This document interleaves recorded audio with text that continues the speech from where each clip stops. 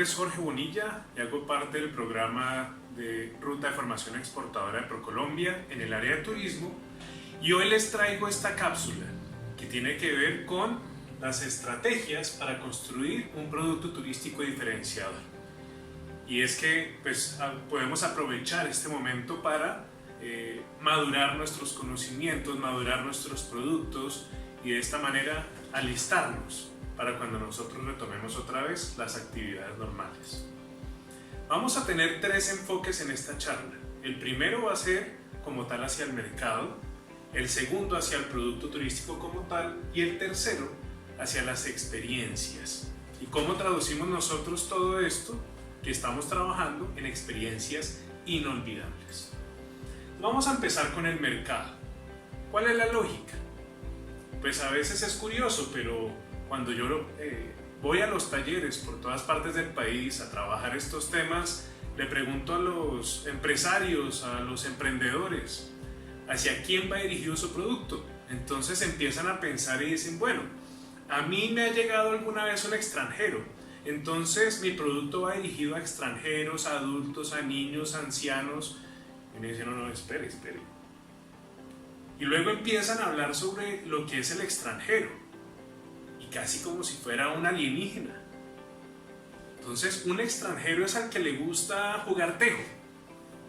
Espere, ¿a todos les gusta jugar tejo? Es decir, tenemos que empezar a entender y a perfilar nuestro negocio hacia los intereses de un mercado específico. Un ejemplo sencillo, un restaurante vegetariano. No es que alguien que no sea vegetariano no puede ir al restaurante. Lo que pasa es que el restaurante vegetariano está diseñado principalmente para personas vegetarianas. Ese es mi público objetivo, ¿sí? Entonces yo en este sentido tengo que entender cuando vaya a diseñar un producto, pues hacia quién me voy a dirigir. Y un extranjero, pues estamos hablando de más de 190 países que están registrados en las Naciones Unidas. Entonces, cada país será diferente. No será lo mismo trabajar un producto especializado para el mercado chino que un producto dirigido al mercado de los Estados Unidos. Y de los Estados Unidos, ¿de qué edades? Porque podemos tener un público joven o quizás un público más maduro, de 45 a 65 años. Cuando hablamos, por ejemplo, del público objetivo del turismo de observación de aves. Entonces, eso es muy importante tenerlo presente para diseñar realmente un producto turístico exitoso. Luego viene el tema del producto turístico como tal, donde nosotros tenemos, lo primero, atractivos turísticos. Debemos realmente identificar para mi tipo de cliente cuáles son aquellos atractivos que son verdaderamente espectaculares, que van a generar ese efecto wow, que van a sorprender, que superen las expectativas de las personas que han querido venir. Y eso es lo mínimo que tenemos que hacer. Pero por otro lado tenemos que mirar también la infraestructura, y es algo en lo que tenemos que seguir trabajando. Si bien tenemos rezagos, no vamos a esperar de un día para otro tener las vías perfectas. No se trata de eso. O los aeropuertos increíbles, pero sí seguir gestionando. Dos cosas fundamentalmente, tema de aeropuertos, tema vías. Cuando hablamos de aeropuertos, me refiero no solamente a la infraestructura del aeropuerto como tal, sino a la conectividad, por ejemplo, interregional, y eso es una labor del lobby de los diferentes destinos.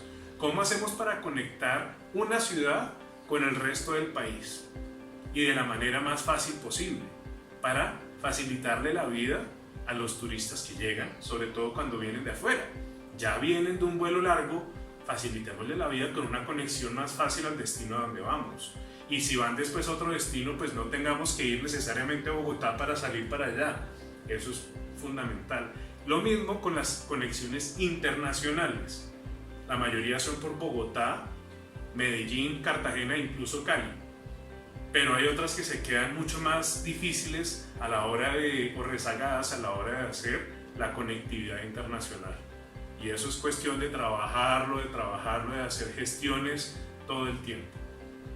Luego están las vías. Pues obviamente nos interesa mejorar las vías principales, las vías primarias, pero también las secundarias y las vías terciarias. Y eso es un trabajo de articulación público-privada donde tenemos que muchas veces tirar mano de concesiones, de recursos de regalías y demás para lograrlo. Pero debemos saber qué rutas priorizar. Luego tiene que ver con el mejoramiento de la planta turística en general. Tanto a nivel urbano, por ejemplo, a nivel maíz, todavía hay ciudades que están rezagadas de generar una infraestructura adecuada y acorde a las necesidades del turismo de eventos. Pero por otro lado también tenemos unas necesidades a nivel rural. Y nuevamente me dirijo al ejemplo de observación de aves. Los turoperadores internacionales manifiestan que hay dificultad de conseguir un lugar donde la gente pueda estar tranquila varios días, con suficientes actividades, donde puedan tener agua caliente. No hay agua caliente fácilmente en zonas rurales del país. Otro tema importante, la gastronomía. No hay buena comida, no hay suficientes alternativas.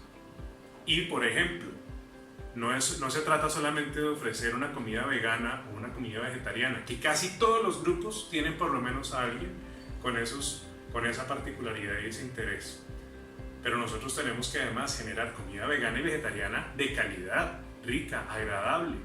En la medida en que nosotros mejoremos esto y tengamos un restaurante tranquilo, ameno, habitaciones privadas, porque es que también a veces generamos una oferta de acomodación múltiple para los observadores de aves que vienen de Estados Unidos y están dispuestos a pagar. La acomodación múltiple no les va, no les funciona, y tienen o esperan tener capacidad suficiente para 15 a 20 personas en unas condiciones lo suficientemente cómodas para todos. Entonces, en todos estos elementos nos toca trabajar si queremos tener un producto turístico diferenciador.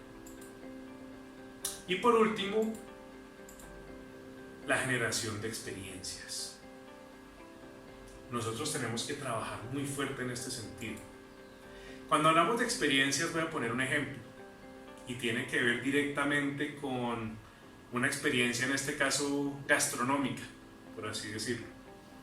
¿Cómo hago yo para algo que hacemos de manera cotidiana sea una experiencia inolvidable para un turista? ¿Cuántas veces comen ustedes? Pregúntense. Comemos 1, 2, 3 veces al día por lo menos. Algunos comerán 5 veces al día o están picando todo el día y lo hacen durante toda su vida. ¿Cómo hacemos nosotros para que comer sea una experiencia inolvidable? Entonces aquí les traigo un ejemplo de una experiencia que ustedes pueden vivir en un restaurante en Barcelona, que se llama En la Noche. Es un concepto que inició en Inglaterra, luego pasó a Barcelona, también está en París. En este momento supongo que habrá otras sedes en otras partes, pero es una experiencia completamente distinta por varias razones. Primero, es un restaurante pensado para el turismo. No es un restaurante donde yo pueda llegar y me atiendan abiertamente. Yo tengo que hacer una reserva previa. Si no hice reserva, puedo llegar al restaurante, puedo ver un poco lo que está sucediendo, pero no voy a poder cenar en ese lugar. Lo segundo, aparte de que genero una reserva, debo pagar antes para saber y controlar la logística suficiente y necesaria para el grupo que vamos. Luego, este restaurante, si yo llego tarde, voy a perder la reserva, entonces tengo que llegar temprano. ¿Cuál es la lógica de esto? Nosotros llegamos a ese restaurante y la idea es, pues, es un lobby completamente cómodo, moderno, bien decorado. Y en este lobby, pues empieza uno a tomarse quizás algún trago hasta que todos entramos juntos. Y aparece, en mi caso fue Marta, por eso la puse en la foto, una mesera o un mesero invidente. Y nos invita y va a decir: hoy no soy su mesero, hoy soy su guía. Y entramos todos, un grupo pequeño de 10, 15 personas, todos tomados de los hombros de la persona de enfrente, en una fila, y vamos entrando a un cuarto completamente oscuro. Pero cuando me refiero a oscuro es de verdad oscuridad, no cuando estamos seguramente en la habitación por la noche, apagamos la luz, alcanzamos a ver algo de las cosas que están por ahí. Aquí no se alcanza a ver absolutamente nada. Entonces ingresamos al restaurante y empezamos a comer. Pero ¿cómo empieza uno a comer cuando primero no sabemos ni qué nos van a dar? Porque nunca nos han mostrado una carta. Solo sabemos que es un menú degustación con varios pasos, desde la entrada hasta el postre y acompañado de vinos. Entonces Marta le pone uno la mano en el hombro y uno tiene que estirarla, coger el plato o la copa y empezar a comer con todos los cubiertos. Pues al principio suenan esos tenedores y esos cubiertos contra el plato porque pues nadie sabe dónde está la comida. La gente termina comiendo con la mano. Al principio es chistoso y la gente se ríe. Hay un momento donde empieza la gente a entrar un poquito más en crisis, cuando ya se dan cuenta que tienen que estar completamente a oscuras todo el tiempo y que además tienen que confiar no solamente en el guía, en este caso Marta, sino también en las personas que están cocinando. ¿Cómo hacemos nosotros para garantizar que no nos estén dando una comida mala? Se le toma foto absolutamente a todos los platos que nos dan y parte del juego es adivinar qué era lo que estábamos comiendo para que al final nosotros podamos ir diciendo: lo primero era pollo, lo primero era tal verdura, ¿sí? Pues esto con el tiempo se va volviendo muy interesante, terminamos comiendo con las manos todos y al final a uno le queda como la inquietud: ¿cómo hacen estas personas para vivir si nosotros solamente con una hora de estar comiendo a ciegas pues es bastante difícil y estresante? Entonces al final esto, aparte de ser una experiencia que nunca antes habíamos vivido, seguramente la mayoría que estábamos allí, pues adicionalmente se vuelve una experiencia social, no solamente sensorial, sino también social. Cuando nosotros estemos diseñando experiencias de estas, pensemos en las dos cosas. ¿Cómo hacemos para involucrar en los sentidos a la gente? Que la gente tenga que tocar algo, la tierra, tal, probar algo de comer. Es decir, que realmente se resalten los sentidos de las personas. Y por otro lado, generar acciones buenas sobre la comunidad. Entonces, cuando uno sale de este restaurante absolutamente satisfecho, ya con unos vinitos encima, deliciosa la experiencia, entonces sale uno de ahí y uno, pucha, ¿cómo hacen? Marta, ¿usted cómo hace para vivir de esta manera? Y nos empieza a contar su historia. Marta no nació ciega. Marta es una persona que viene de África Central, trabajaba con una mina y era esclava prácticamente. Y en una jornada de esas tan duras, pues ella no logró aguantar el ritmo del trabajo. ¿Y qué sucedió? Le hicieron un castigo ejemplar delante de todo el mundo para que nadie más volviera a parar sus actividades. ¿Y qué hicieron? Le quemaron los ojos. Marta, obviamente con ayuda, logra llegar a la frontera, cruza el mar y llega a España, donde la reciben en un lugar donde hay trenes, hay autopistas, hay cosas que ella jamás vio, hablan otro idioma y le toca empezar de ceros.